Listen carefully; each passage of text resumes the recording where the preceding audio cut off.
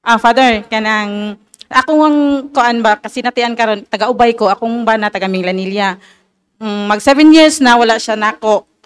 Grasya sa Ginoo nabot ko sa kanang community ni Monsignor Fred. Unya, unsaon ako pag pray o kanang pag deliverance sa akong bana nga dili man siya matulog da sa moa, manhara siya mo doos mga bata. Wala sa dingon magbuwag, Father, friend nami.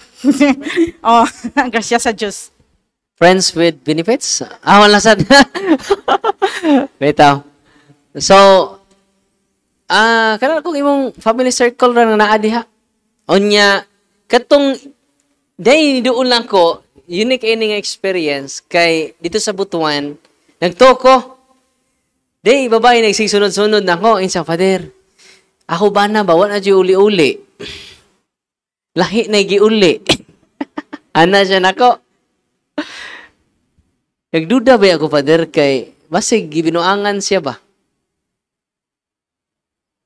Unsay akong buhaton? Ingko nga, ang buhaton nimo, na cares. Okay? Cares. Nya, sunod mo buhaton, ato kas altar. Yung deliverance nimo, siya. I-mention lang imong iyangan.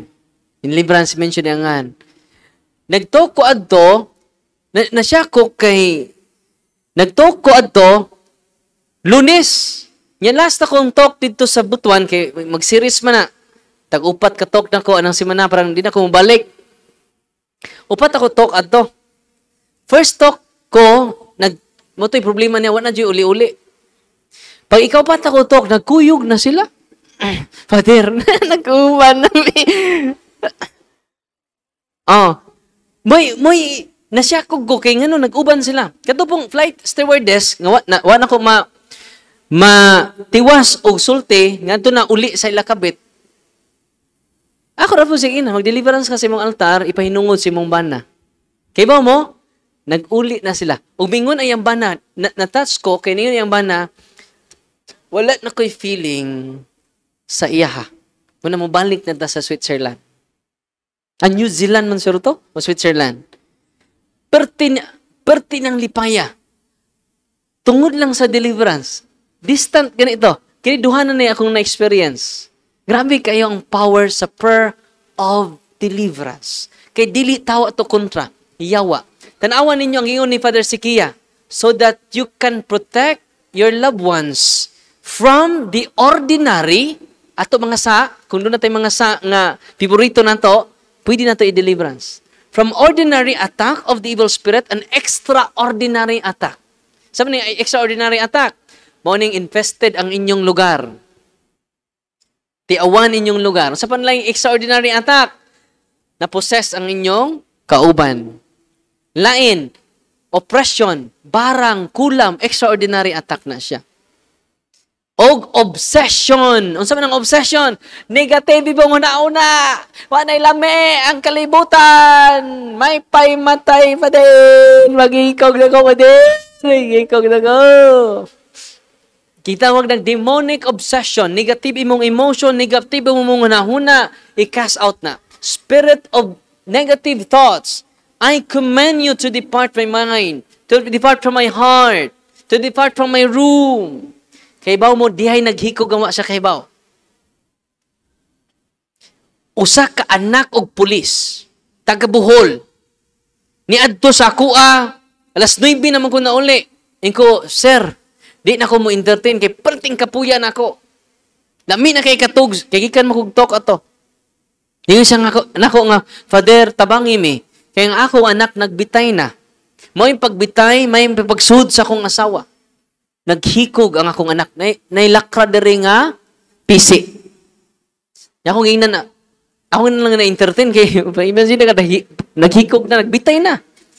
Kung na late lang ang akong asawa, Father, wala na ko'y anak nga lalaki. Naghilak. Pulis. Nya, ang naitabo, ingko nga akong gi-interview ang mangutan na ka, Brad? Lingkod sa Brad. Akong ipangutana ang bata, mga 15 years old. Dong, ganong maghikog bang ka? So, ako'y plano maghikog, Father. Wa ko'y plano maghikog, Father. Nganong naunsa man to? Unsay sinugdanan? Father, wa ko'y plano maghikog. Nasuko kang mama nimo, wala ko kasuko, Father. Nagtanaw mig TV, Father. Ang among gitanaw, Father, kay bao ka, Passion of the Christ. Kay Bernie Santo to. Pagsud ko sa kwarto, Father, nawa ko. Wa kay bao nga naghikot ka? Wala. Wa kay bao nga imo naghikot, imong kaugalingon dito sa imong kwarto? Wala. Niduol ko sa tatay, Brad, ang inyong balay base kung what ni mamakak ni imong anak. Kaya ano mamakak po ko ni mo, Father? Kaya pare man ka. Awa dyan din na mamakak.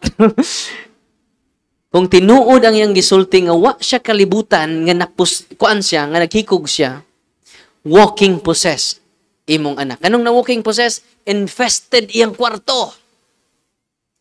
Infestation. Pag deliverance na mga igsunan, parting daghanang demonyo sud sa lawas sa bata. Kay baw mo, daghan tang maluwas kung nahibaw mo sa prayer of deliverance. Mo nang gitudlo ni nako ninyo to protect your family members from the ordinary and extraordinary attacks of the evil one. Kaluis Ginoo, normal lang ang bata karon. Ang ilang balay, wala na yung mga demonyo. Nang layas na because of the sacramentals. Because of the sacrament. Asa nang layas? Tuwas ilang silingan. Munang maluoy mo sa inyong silingan, tudloi sa inyong nakatunan karon. Amen!